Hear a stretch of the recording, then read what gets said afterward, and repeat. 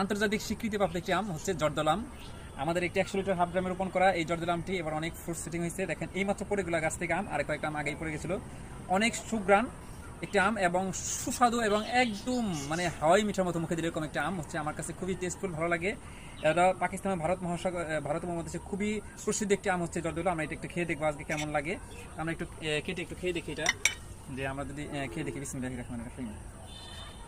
দেখেন মানে এত কালারফুল এবং এত সুঘ্রাণ, দেখেন কি সুন্দর আম। আমরা যদি একটু এটাকে যদি একটু খেয়ে দেখি যে এইভাবে করে, হ্যাঁ বিসমিল্লাহির রহমানির রহিম।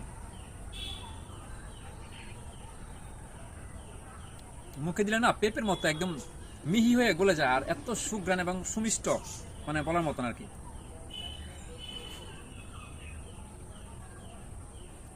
আলহামদুলিল্লাহ, রেয়ার ভেটারি জর্দাল আমটা সবার ছাদ বাগান থাকুক।